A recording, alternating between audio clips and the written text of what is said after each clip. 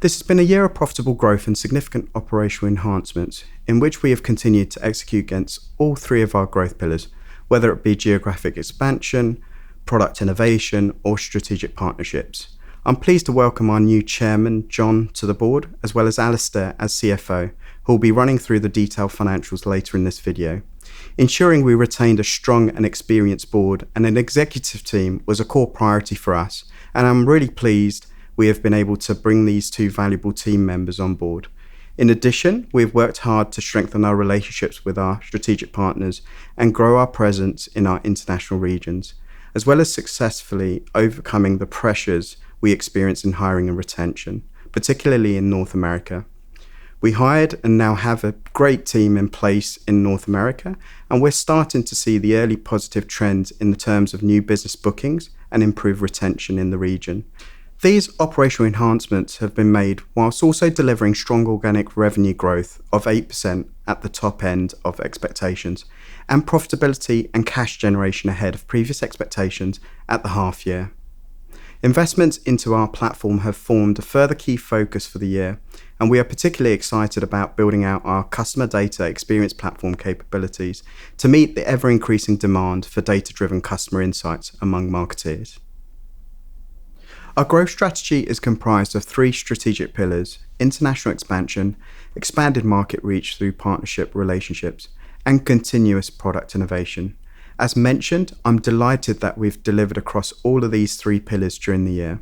We are making good progress in growing the number of customers using enhanced functionality, and we've also focused on developing our customer data platform launched during the period, as well as educating the market through webinars and digital marketing content on how to adopt these new features to really enhance their messaging and drive return on investment. This has underpinned the 18% increase in recurring revenues from enhanced product functionality and upgrades, taken by both existing clients and new customers to 22.3 million, compared to 18.9 million in the same period last year. The platform continues to go from strength to strength, delivering on the needs of our customers and maintaining our competitive advantage. We've continued to grow our presence internationally during the period as part of our strategy to diversify our revenues, and pleasingly we've seen growth across all of our global regions. In North America, as a result of the challenges in H1 in recruitment, a management team has now been put into place to really lead the execution of the strategy in the region. As a result, we were able to step up our recruitment efforts in our go-to-market teams, which are now embedded and are already starting to gain traction. Revenues from this region were up 3% to 12.9 million, with strong customer wins in the fourth quarter of the financial year, and this momentum continuing into FY23. In EMEA, revenues grew 8% to 48.2 million, compared to 44.6 million in the same period last year, really helped by customer retention and increased spend from existing clients as they increase their email message volumes, adopt an omni-channel marketing approach, and expand their use of the platform. APAC saw the highest levels of growth across all regions at 18% to $9.1 million, compared to $7.7 million in the same period last year. We've expanded our presence in this region through growing our team in Singapore, resulting in particularly encouraging pipeline growth in Japan and the Far East. Our strategic partnerships are vital to raising brand awareness in the sectors and geographies in which we sit, and we have continued to strengthen our relationships with our partners during the year. Revenues from customers using a data connector from one of our strategic partners grew 14% to 28.9 million in the year. As we invest in our functionality and brand awareness, we continue to see an increasing pipeline through these partnerships. The global marketing automation market is substantial and estimated to be worth over $5.5 billion. This sector continues to grow with double-digit growth expected year on year. Within this, digital transformation continues to dominate the agenda for marketeers globally, and as a result, digital marketing as a proportion of overall marketing budgets is continuing to increase. Alongside this, marketing strategies are becoming more sophisticated through the use of data and more actionable insights, which really drives relevancy personalization. While email marketing remains the most popular choice for marketeers, with our own email volumes increasing 22% year on year. We continue to see an uptake of additional channels such as push, web chat features, aligned with our move towards building out our omni-channel capabilities.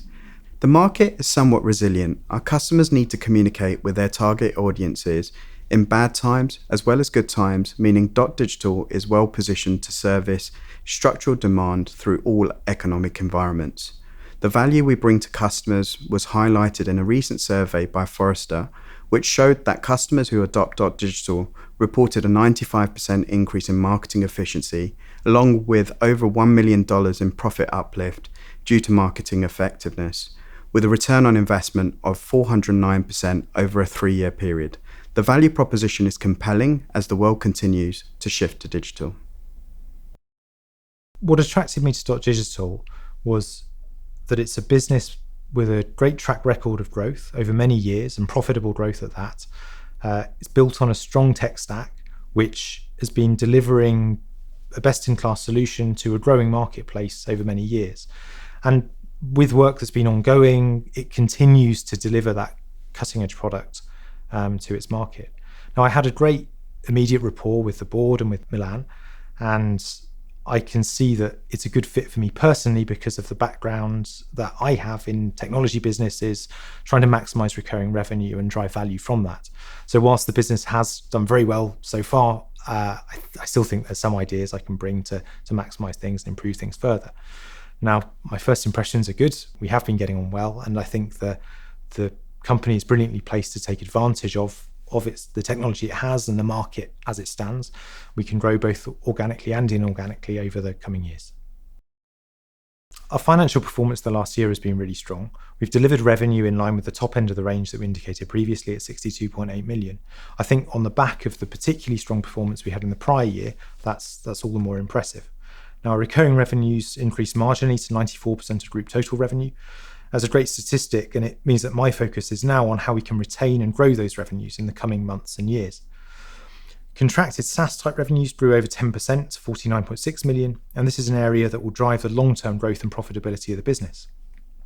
Now, despite inflationary pressure that we've seen around the globe, we've managed the business to deliver adjusted EBITDA growth of 10% to 21.7 million, whilst adjusted operating profit was up 6% to 14.5 million. This in turn drives adjusted diluted EPS to 4.18, up 11% from 3.76 last year. We have a strong track record of cash generation in the business, with net cash generated of 11.6 million, which is up from 6.5 million in the prior year. And operating cash conversion was comfortably above 100%. In the short term, our positive momentum has continued into the new financial year. Investments into the business in FY22 mean we are well positioned to continue our year-on-year growth. In FY23, we'll continue our focus investment in the business to grow our brand awareness through our strategic partner networks, really building out our platform offering in line with our product vision and bolstering our internal talent to ensure we continue to scale across our territories. While we continue to monitor the impact of the current economic climate across our markets, our technology's proven ROI continues to serve as a compelling value proposition to organisations looking to connect with their target audiences. This, in combination with our clear growth strategy and strong balance sheet, means we remain confident in our ability to continue to grow profitably.